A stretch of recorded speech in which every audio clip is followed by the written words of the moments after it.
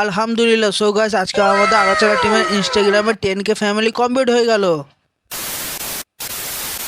হ্যাঁ, আজকে বিকালবেলায় ডিউটি থেকে বাড়িতে এসে তাড়াতাড়ি করে গা হাতটা ধুয়ে জামা প্যান্টটা পরতে লাগিয়ে দিলাম। হ্যাঁ, এতটা এক্সাইটেড আছি তো अबे তোমাদেরকে আর কি साले। বলবো।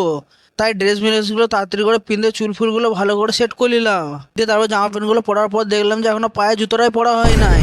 তাই বুটটা পিনতে পা থেকে মাথা পর্যন্ত ফুল কমপ্লিট হয়ে আমিও বাড়ি থেকে বেরিয়ে পড়লাম সোহেল ভাইতে পাড়া যাওয়ার উদ্দেশ্যে।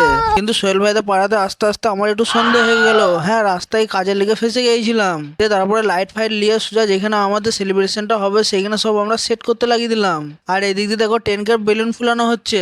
দিয়ে তারপরে বেলুন ফেলুন ফুলিয়ে সবকিছু বেঁধে ডেকোরেশন গুলো কমপ্লিট করে আমরাও বেশি দেরি না করে সবাই মিলে বেরিয়ে পড়লাম কেক আনতে যাওয়ার উদ্দেশ্যে। দিয়ে তারপর 2-4 মিনিট বাইক চালিয়ে সোজা চলে এলাম কেকের দোকানে। হ্যাঁ, এই দোকানটা থেকেই কেকটা নিয়েছি। দিয়ে তারপরে বেশি দেরি না করে কেকের দোকানে ঢুকে আমাদের কেকটা ফ্রিজ থেকে বার করে নিলাম। দিয়ে তারপরে বেশি দেরি না করে দাদাকে বললাম যে আমাদের কেকটা পার্সেল করে দাও। দিয়ে দাদার কাছ থেকে কেকটা তাড়াতাড়ি করে পার্সেল করে নিয়ে আমরা এখান থেকে পাড়া যাওয়ার উদ্দেশ্যে বেরিয়ে পড়লাম। দিয়ে তারপরে পাড়াতে এসে আমাদের কেক ফেক নিয়ে টিমের সব কটা মেম্বারকে নিয়ে সোজা চলে এলাম সেলিব্রেশনের জায়গায়। আর এদিক দিয়ে আমাদের ম্যাডাম গুলোকে দেখো।